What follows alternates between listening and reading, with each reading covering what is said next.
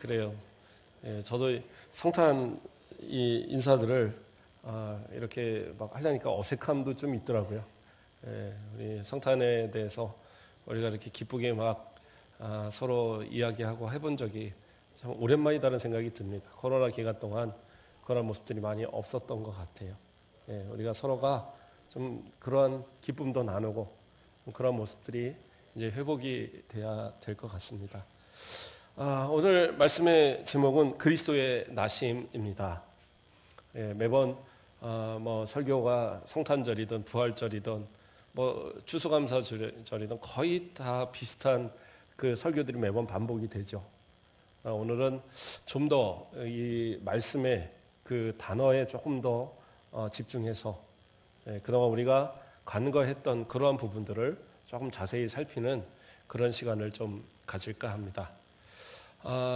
때는 예수님의 나신 때는 그 가이사 아우구스토가 그 로마의 황제가 전 자신이 다스리는 모든 지역의 사람들을 호적을 등록하도록 그렇게 명령한 것에 따라 이 베들레헴으로 마리아와 요셉이 이 나사렛으로부터 이동하면서부터 이야기가 시작이 됩니다.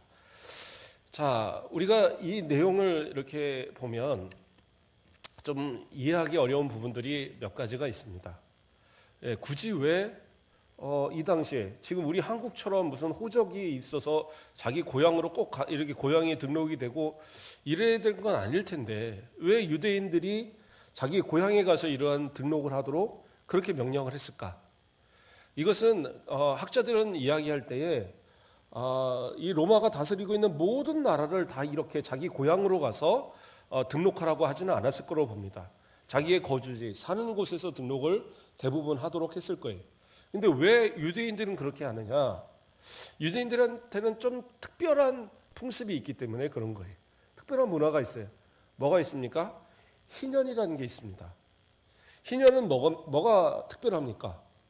이스라엘 백성들은 그렇잖아요. 우리가 가장 그 큰 재산이라고 한다면 대부분이 집하고 땅이잖아요. 그렇지 않습니까? 근데 이 땅에 대해서는 이스라엘 백성들은 서로가 매매가 안 돼요. 매매라는 게 불가능합니다. 아니, 목사님 매매 이렇게 돈 주고 사고 할 수 있지 않습니까? 예, 할 수 있는데 뭐를 사고 파느냐? 사용권을 파는 거예요. 사용권. 언제까지? 희년까지만. 그래서 희년까지 10년이 남았다? 그러면 10년의 사용권을 파는 거고 50년 희년이 딱 지났다. 그러면 앞으로 50년 동안의 사용권을 파는 거예요. 그래서 50년이 되어서 그 희년이 딱 되어지면 그때는 어떻게 되느냐? 원 주인한테 땅을 돌려주도록 되어 있습니다. 그렇기 때문에 자신의 재산이 어디 있느냐? 자기 고향에 있는 거예요. 그렇죠?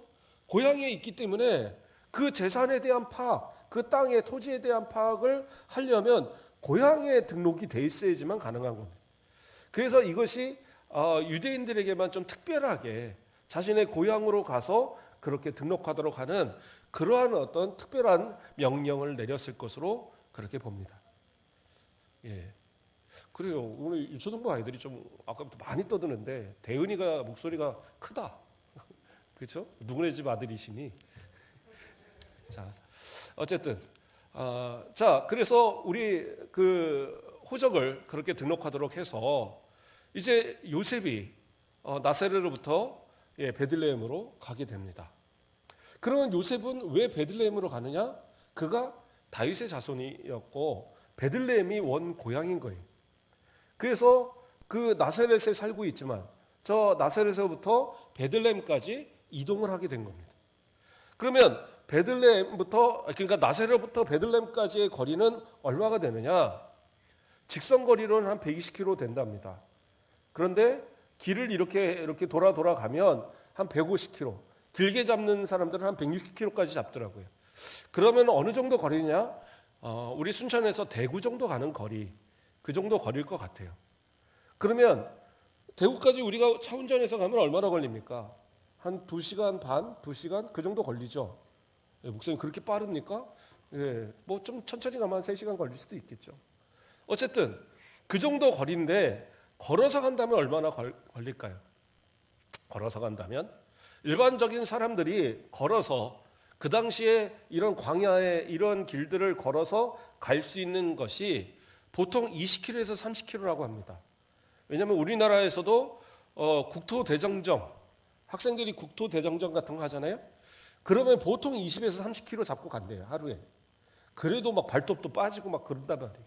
이게 쉬운 게 아닌 겁니다. 그렇게 걸어가는. 그렇게 따지면은, 만약에 30km를 간다. 그러면 3, 5, 15, 5일이 걸리는 거예요. 그렇죠? 거의 일주일 가까운 시간이 걸리고, 거기다가 요셉은 혼자 가지 않았어요. 누굴 데리고 갔습니까? 마리아를 데리고 갔습니다. 그럼 뭐 나귀에 태웠든 뭐에 태웠든 걸어가지는 않았을 텐데, 그랬을 때의 그 거리가 어느 정도, 그 시간이 얼마나 걸리겠어요? 적어도 열흘 이상은 걸리지 않았을까라는 생각을 합니다. 자, 그런데 자, 여기까지는 이해가 갔어요. 그래요. 그 정도 거리다. 그래서 가는데, 자, 그러면 왜 요셉은 마리아를 데리고 갔을까? 학자들이 공통적으로 얘기하는 것이 굳이 마리아를 데려가지 않았어도 상관이 없다는 거예요. 호적을 등록하러 가는데 굳이 가갖고 뭐 이 남편 혼자 가서 해도 되는데 아내가 굳이 갈 필요는 없는 거잖아요. 그렇지 않습니까? 동사무소 이렇게 등록하러 가실 때, 이사 같은 거 이렇게 등록하러 가실 때 우리 성도들 온 가족이 다 가서 등록하지 않으시잖아요. 그냥 대표로 한 사람 가면 되고, 요즘 같은 애 인터넷으로도 해도 되니까 동사무소를 굳이 안 가도 되더라고요. 그런 부분들이 있더라고요. 자, 어쨌든 그러한데 왜 요셉은 마리아를 데려갔을까? 누가는요, 이 누가복음을 쓴 누가는 상당히 세밀하게 그 이유를 유추할 수 있을 만한 단서들을 성경에 다 기록이 됩니다. 이후의 이 단어들도 오늘 설교의 내용들이 모든 것이 그 단어들에 다 들어있는데, 자, 그 단서가 뭐냐? 5절 말씀, 오늘 새벽에 잠깐 살폈었는데 5절 말씀을 보면 그 약혼한 마리아와 함께 호적하러 올라가니 이렇게 나와요. 약혼한 마리아라고 나옵니다. 그러니까 약혼한 마리아라는 건 뭐예요? 아직 결혼식을 안 한 거예요. 마리아와 요셉이 아직 결혼식을 안 했어요. 그런데 이 마리아는 어떻게 해요? 배가 불러 있었죠. 그렇기 때문에 만약에 요셉이 없을 때에 이 나사렛 동네에서 마리아가 이 잉태한 아이를 출산을 했다 이거예요. 그러면 사람들이 뭐라고 얘기하겠어요? 하나같이 손가락질을 할 거란 말입니다. 쟤는 결혼도 안 했는데 배가 저렇게 불러갖고 아기를 낳았어. 남편도 지금 호적하러 간 사이에 아기를 낳았어. 그러면서 손가락질 하나씩은 다 할 거란 말이에요. 지금 같으면은 뭐 아기가 있으면 혼수다 뭐 이런다고 하는데, 그러나 불과 얼마 전까지만 해도 우리나라도 창피했죠. 먼저 아기를 가지면. 그런 것처럼 그런 어떤 이 분위기가 이때는 있었기 때문에 사실은 상당히 정혼을 한 것도 분명히 결혼으로 간주를 하고 몸을 정결하게 하고 서로 간의 정결을 지켜야 되는 분명히 그런 규례가 있지만, 둘이서의 관계 속에서 아기를 가졌다고 해서 문제가 되지는 않습니다. 그거는 법적으로나 이 성경적으로도 문제가 되지 않아요. 그렇다 할지라도 아이가 그냥 남편 없이 그렇게 태어난 그 상태에 있어서, 그리고 아직 정식 결혼을 하지 않은 상태에서 낳은 상태에서는 손가락질을 받을 충분한 그러한 이유가 있다는 거죠. 그러니까 출산이 임박한 이 마리아를 데리고 간 데에는 그만한 어떤 마리아를 배려하는 그런 모습이 있었을 것으로 봅니다. 또 마리아 입장에서도 요셉이 없이 그렇게 출산을 하는 것이 부담스러웠기 때문에 아마 나를 데려가 달라 이렇게 말했을 수도 있을 거예요. 자, 그러한 의미 속에서 어쨌든 약혼한 관계이기 때문에 그 마리아를 배려해서 아내로 데리고 온, 그러니까 함께 동행한 그런 상황이 된 것으로 봅니다. 자, 그러면 또 왜 굳이 이 베들레헴을 데려왔느냐? 자, 두 번째는 뭐냐? 바로 이것이 선지자의 예언에 대한 그것을 성취하는 사실이에요. 미가서에 보면 미가 선지자가 예언을 합니다. 뭐예요? 저 베들레헴에 그 메시아가 오실 것에 대한 그러한 예언을 하게 돼요. 그래서 그 예언에 대한 성취로서 바로 이 예수님이 베들레헴에 나셔야 되는 이유가 되는 겁니다. 자,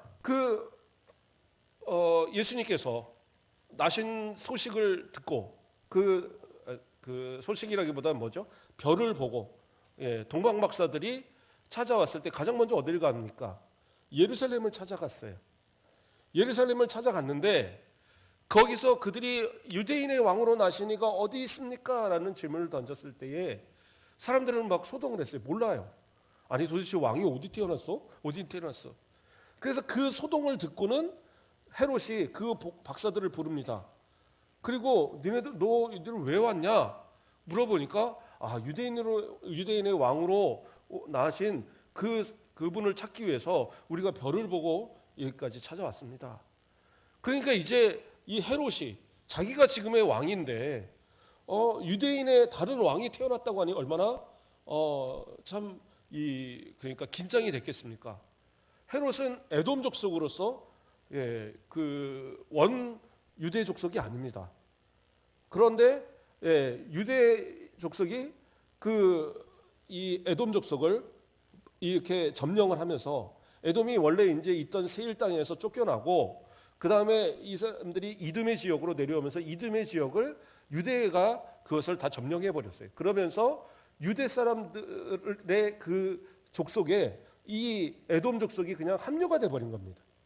그래서 같이 있게 되고 그리고 헤롯이 그 로마로부터 이 분봉 왕으로서 인정을 받으면서 그러면서 이제 유대인의 왕이 돼 버린 거거든요. 그런데 진짜 유대인의 왕으로 나신 사람이 메시아가 나타나면 그때는 어떻게 해요? 자기 자리가 위협을 받겠죠.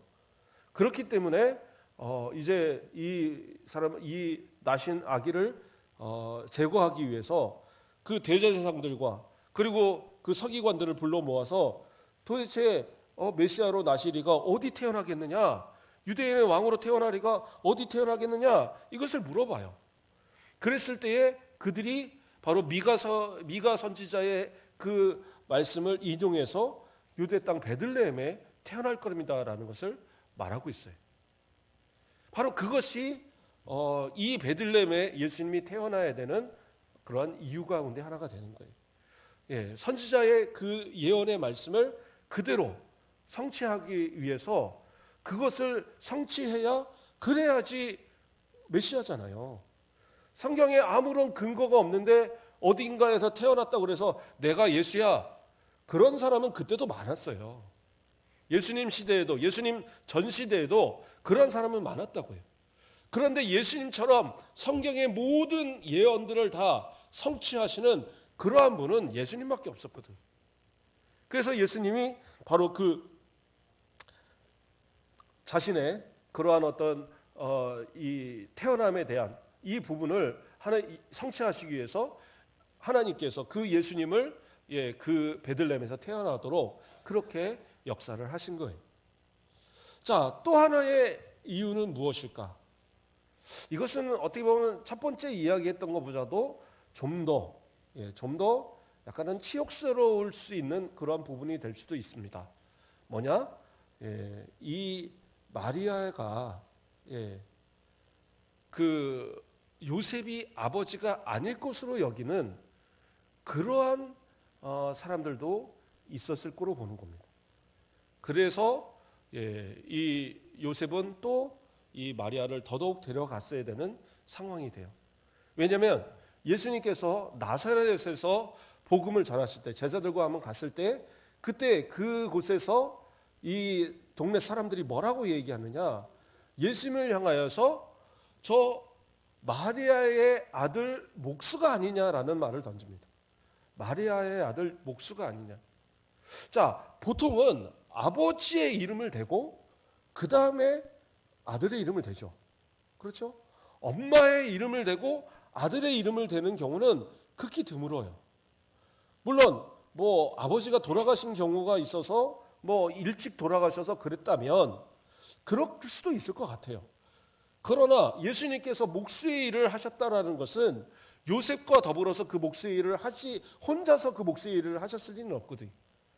그렇다 그러면 요셉의 아들이라고 하지 않고 마리아의 아들이라고 한다라는 것은 그 마리아가 정혼한 상태에서 어떤 그 서로 집안이 합치기 전에 그 같은 집에 살기 전에 이미 잉태했다는 사실을 사람들이 어느 정도 알고 있었다라고도 볼 수 있는 거예요. 그렇기 때문에 그 당시에 만약에 그러한 어떤 손가락질을 당할 때에 그것을 과연 견딜 수 있었느냐, 어렵지 않았을까라는 생각을 해보는 겁니다. 그래서 요셉은 마리아를 상당히 배려한 상황이었고, 그리고 또 선지자의 성취, 그 예언에 대한 성취로서 바로 예수님은 베들레헴에 태어났어야 된다는 사실. 그리고 이 본문에서 또 그 약혼한 마리아라는 이 말이 또 중요한 한 가지가 있습니다. 이것은 뭐냐? 둘이 동침하지 않았다는 사실을 말하고자 하는 겁니다. 왜냐하면 마태복음에서는 그 천사의 이 예수님에 대한 계시를 받고 현몽 그 꿈속에서 계시를 받고 요셉이 마리아를 안 데려오려 하다가 데려오거든요. 데려오는데 어떻게 했다고 나오냐면 그 아들을 낳을 때까지 동침하지 않았다고 나와요.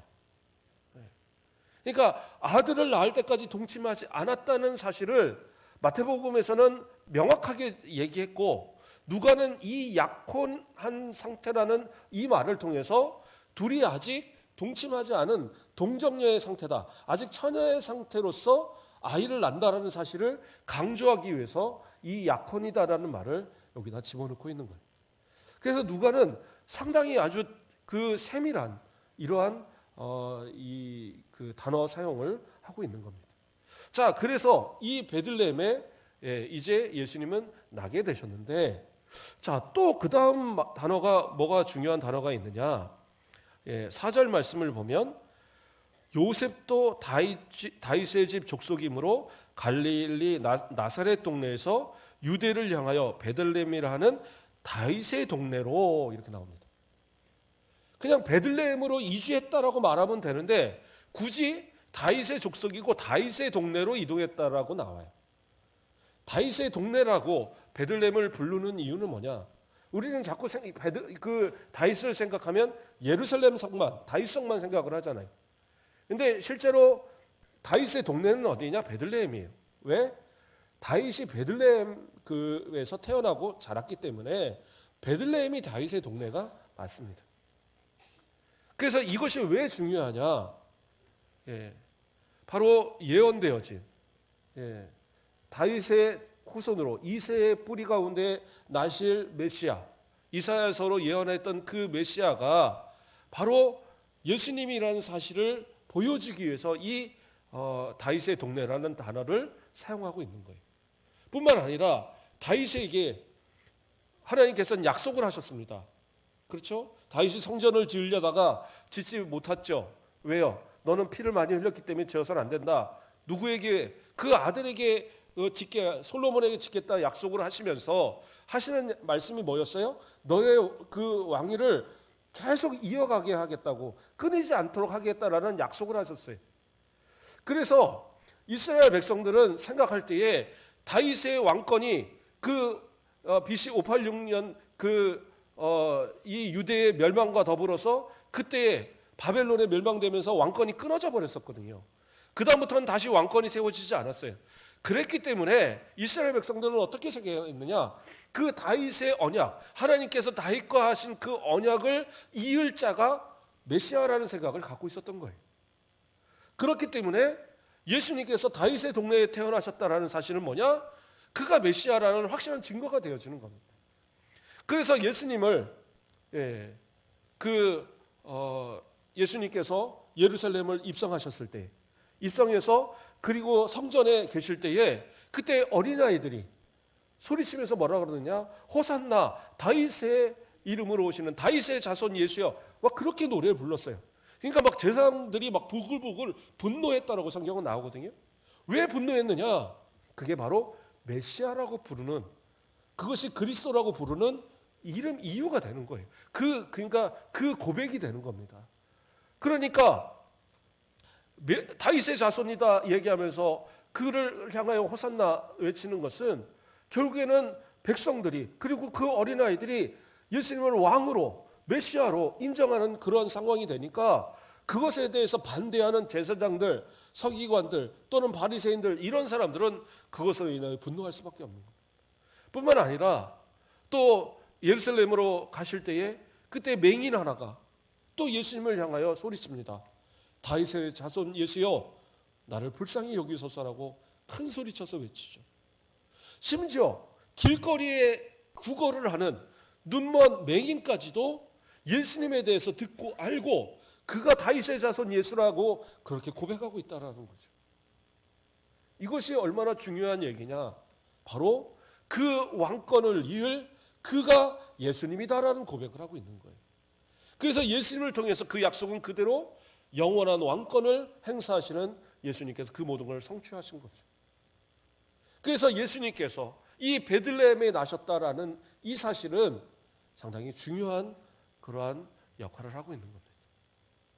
또 우리가 생각해 볼 부분은 예수님께서 그 베들레헴에 나셨을 때에 과연 그렇다면 누가 예수님을 경배했는가라는 겁니다. 그토록 기다리던 예수님이 그곳에 태어나셨을 때 아무도 그 예수님에 대해서 주목하는 사람은 없었어요. 왜 주목하지 않았을까요? 그냥 평범한 집에 아니 어떻게 보면 전혀 예상하지 못할 만한 그런 집안의 아기로 태어나셨어요. 뭐예요? 목수의 아들. 그리고 평범한 여인의 아들. 그것도 어디예요? 예루살렘도 아닌 저기 그 나사렛에서부터 온 나사렛 저 변방에서부터 온 그 부부가 베들레헴에서 와서 아기를 낳았어요. 그것이 그렇게 특별할 게 없었거든요. 그러니까 아무도 신경 쓰지 않습니다. 심지어 여관을 구하는데 방조차 내주는 집이 없어요. 물론 사람들이 다 찼으니까 그렇겠지만 우리가 그래도 보면 이 임산부가 막 이렇게 있고 그러면 그냥 예의상도 어디 뭐 이렇게 뭐 빈방 하나 쪽방이라도 하나 내줄 만한데 전혀 그것이 없이 그래서 결국에는 어떻게 해요? 마구간에 그 구유에 예수님을 출산해서 그 강보로 이 포대기로 싸서 거기다 그냥 얹어놓고 그렇게 첫날을 보내야 되는 그러한 모습이었다는 사실이죠. 예수님을 맞이하는 그 누구도 없을 때에 오늘 새벽에 살폈지만 천사들은 그 나심의 소식을 전하기 위해서 곳곳으로 다녔지만 전한 그 소식을 전하여 받을 만한 그런 사람이 아무도 없는 거예요. 그래서 결국에 누구를 찾아요? 들로 나가서 들의 양을 치는 그 목자들을 찾아서 그 목자들에게 예수 그리스도의 나심을 증거하는 그런 모습을 봐요. 오늘 새벽에도 잠깐 얘기했지만 저는 그 구절을 읽으면서 상당히 뭔가 이 마음에 막 그 감동, 뜨거움 이런 걸 막 느꼈어요. 천사가 예수님의 나심에 대한 것을 이야기하면서 구유의 누인 예수님을 보면 그게 증거다 막 얘기를 하고 딱 끝내고 나니까 뒤에서 천군 천사들이 갑자기 참 나타나는 거예요. 그 껌껌한 밤에, 그렇죠? 그리고 모닥불 펴놔서 주변 거기만 환하지 바깥쪽 그 껌껌한 데 잘 안 보이잖아요. 그러면 그런데 거기서부터 그 하나둘 이 천사들의 이 모습들이 보이면서 그 빽빽하게 둘러싼 천사들이 찬양을 하는 겁니다. 지극히 높은 곳에서는 하나님께 영광이요 땅에서는 기뻐하시는 자들에게 그 평화로다 얘기하면서 그렇게 하나님을 찬양하는 영광을 돌리고 찬양하는 그 모습들 정말 놀랍지 않습니까? 그 모습을 누구들이 봐요? 목자들만이 봤어요. 목자들에 대해서는 작년에도 제가 설명을 했기 때문에 자세히 설명하지는 않겠습니다. 그런데 많은 학자들이 볼 때에 이들이 그 레갑의 아들 요나답의 후손들일 것으로 이렇게 추정을 합니다. 왜 그러냐? 하나님께서 그들에게 약속을 하셨어요. 예레미야서에서 보면 약속을 하셨습니다. 뭐라고요? 내 앞에서 너희들이 끊어지지 않을 것이라 약속을 했어요. 그러니까 끊어지지 않는다는 말은 뭐예요? 그들이 구원의 대상이 된다는 얘기예요. 그 구원을 가장 먼저 영접하는 사람들이 누구예요? 이 목자들이었어요. 예수님께서 구원자가 되셔서 이 땅에 오신 그 아기 예수로 오신 그 모습을 누가 가장 먼저 소식을 듣고 누가 먼저 가장 먼저 가서 이 경배를 했느냐? 바로 목자들이었다는 거죠. 만약에 그들이 레갑의 후손들이라면 그때의 그 약속을 따라서 그들이 가장 먼저 구원의 복을 받은 그러한 아주 영광스러운 자들이 됐을 거예요. 그러나 목자들은 누굽니까? 직도 없이 저 들에서 그 양들을 치며 유목을 하며 살아가는 그들입니다. 어떻게 보면 이스라엘 백성들에서 그렇게 대접받는 직업은 아닙니다. 우리가 성경을 보여서 뭐 양을 얘기하고 막 이러니까 목자 그러면 대단한 것 같지만 집도 없이 그렇게 양을 치며 살아가는 목자들 그렇게 대단한 사람들은 아닙니다. 어떻게 보면 소외당하고 연약한 그들에게 예수님께서 가장 먼저 보여주셨던 겁니다. 그리고 그 다음에 누구예요? 동방박사들. 동방박사들은 누굽니까? 저 동방에로부터 왔다라는 거예요. 여기서 박사라는 말은 어떤 말이냐면 성경에는 단어로서는 마고이라는 단어로 되어 있어요. 그 원형은 마고스입니다. 근데 이 마고이라는 단어는 어떤 뜻이냐면 별을 보고 연구하는 점성가들을 뜻하는 겁니다.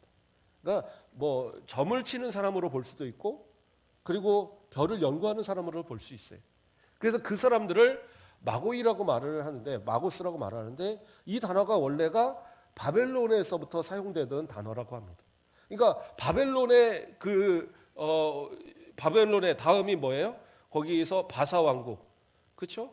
그래서 그 바사국에서 이 사용되어지고 그래서 그 페르시아 지역의 박사들로 그렇게 봅니다. 그래서 이 박사들이 멀리서 그 별을 보고 이제 찾아오는데 그 별을 보고 찾아오는데 물론 처음에 주소를 잘못 찍어서 내비게이션을 잘못 찍었는지 어쨌든 별을 보고 찾아오다가 갑자기 예루살렘으로 갔다는 이 사실 때문에 좀 문제는 있었지만 그러나 그들이 어떻게 해요? 결국에는 별의 인도를 따라서 베들레헴에 예수님이 계신 곳에 왔어요. 그런데 이제 우리가 상식적인 이야기입니다. 예수님께서 태어나신 그날 목자들이 본 그날 동방박사들이 온 건 아니에요. 왜냐하면 별이 있었고 별이 있는 가운데 왔는데 계속 그 마구간에 그 말구에 계속 있는 상태에서 그 동방박사가 맨날 며칠을 걸려서 왔다. 그것은 안 맞을 거거든요. 또한 예루살렘으로부터 이 베들레헴까지도 한 8km 정도 거리 됩니다. 작은 거리는 아니에요. 그래서 예루살렘에 와서 실컷 찾고 막 소동이 일어나고 막 그 다음에 오고 그게 이제 뭐 금방 다 이루어지는 일은 아니거든요. 그러니까 예수님께서 적어도 베들레헴에서 산후조리 때문에 나사렛으로 돌아가지 못하고 거기서 그렇게 지냈던 겁니다. 그래서 많이 보는 학자들은 한 2-3달까지 보는 학자들도 있고 적어도 일주일, 보름 뭐 그 이상은 있었지 않겠습니까? 그래서 집을 결국엔 구해서 있을 그때 그들이 왔는데 근데 여기서 중요한 것은 뭐냐? 그들이 예수님 앞에서 어떻게 했느냐? 예수님 앞에 경배했다라고 성경은 나옵니다. 경배. 그래서 그 경배란 단어가 뭐냐? 자, 제가 성경을 지금 읽는 걸 다 건너뛰면서 쭉 해왔거든요. 이것만 좀 읽어보겠습니다. 마태복음 2장 2절 말씀을 보면 유대인의 왕으로 나신 이가 어디 계시냐? 우리가 동방에서 그의 별을 보고 그에게 경배하러 왔노라. 여기서 경배라는 단어를 쓰거든요. 그리고 예수님 앞에 가서도 경배했다고 나와요. 그럼 이 경배라는 단어가 뭐냐? 이것은 그냥 쓰는 단어가 아니에요. 이것은 사람이 신에게 경의를 표할 때 하는 거예요. 그래서 엎드려서 이 이마를 바닥에 대고 가장 낮은 자세를 취하는 것을 경배라고 얘기를 하는 겁니다.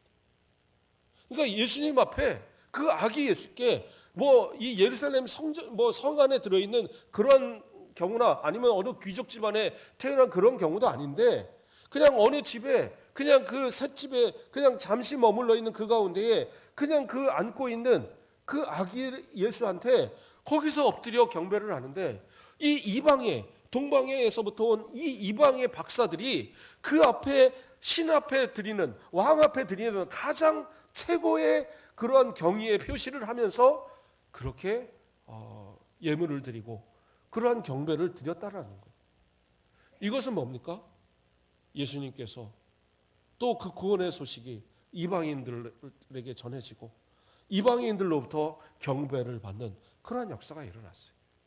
이것을 통해서 이미 예수님께서 나심 그리고 예수님의 구원의 사역은 유대인들 그것도 아주 엘리트에 있는 뭐 바리새인들, 제사장들, 서기관들 이런 사람에게만 주어지는 것이 아니라 낮고 천한 목자나 또 세리나 또 창기나 여러 가지 그러한 죄인으로 불리는 그러한 사람들에게 복음이 전해지고 또 이방인들에게 그들이 그냥 그 유대인들이 뭐 지옥의 땔감 정도로 여기는 저 이방인들에게도 예수 그리스도를 통해서 구원의 역사가 전해질 것을 바로 이 베들레헴 이곳에서 나신 예수님을 통해서 또 예수님의 나신 가운데 그를 경배한 목자나 그 마태복음에 나오는 동방 박사를 통해서 이러한 역사가 있을 것이 이미 예견되고 있다라는 거예요.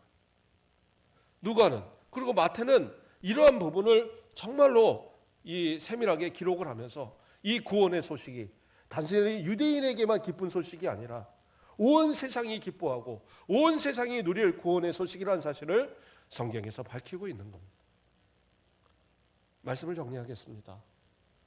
스펄전 목사님이 쓴 그 크리스마스에 관계된 설교집을 제가 좀 읽었어요. 근데 우리랑 좀 교리적으로 많이 틀린 부분이 있어서 제가 읽다가 뭐 이렇게 참고하지 못했는데 그런데 그 가운데 제가 되게 감명 깊었던 말이 뭐였느냐?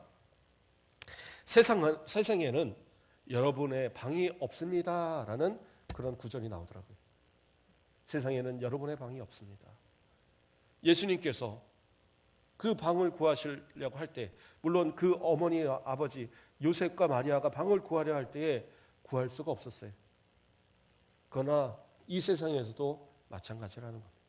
저와 여러분이 믿음 생활을 똑바로 하고 신앙생활 똑바로 하고 살아가는 가운데에 정말 구원받은 백성으로서 살아가려고 한다면 우리가 마음 편하게 쉴 만한 그러한 방을 얻기란 불가능하다라는 거예요. 어려운 건 당연한 것이고 고난이 오는 것은 당연한 것이고 그러나 그것이 싫어서 나는 좋은 방을 얻을 거야. 나는 예수님처럼 마구간 말고요. 난 이런 거 싫어. 그런 순간 어떻게 해요? 우리는 사단 마귀의 그러한 이 계략에 넘어가고 마는 거예요. 조금 힘들더라도 어렵더라도 우리도 그 방 없음을 당연하게 여기고 어쩌면 이 시대의 마구간 이 시대의 그 말구 위에 그 누이신 예수님처럼 우리도 그러한 모습을 부끄러워하지 않고 또 그러한 신앙의 자세로 나아가는 것이 우리들의 모습이 되어야 되지 않을까.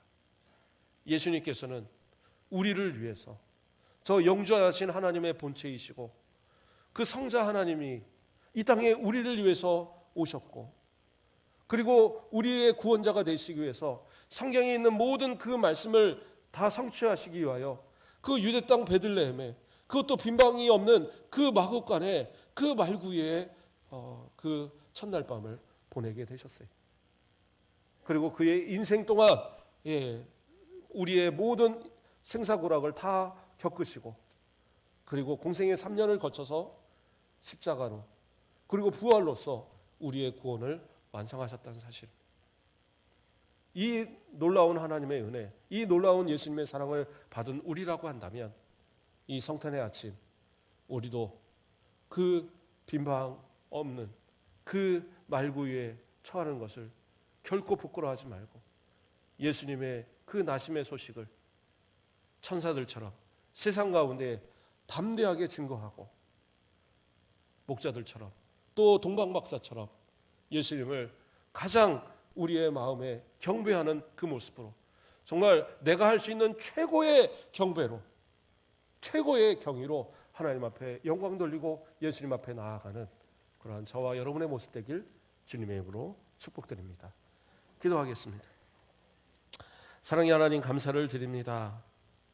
예수님이 이 땅에 오신 것 창세전에 이미 우리를 택하시고 구원하시고자 하는 계획 가운데에 또 우리를 이끄셔서 구원의 역사로 인도하심을 감사를 드립니다.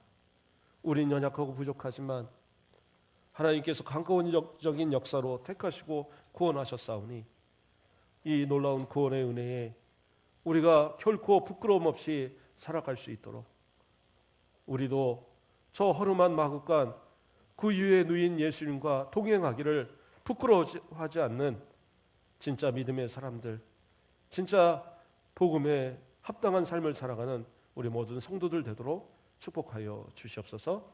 감사합니다. 예수 그리스도의 이름으로 기도드립니다. 아멘.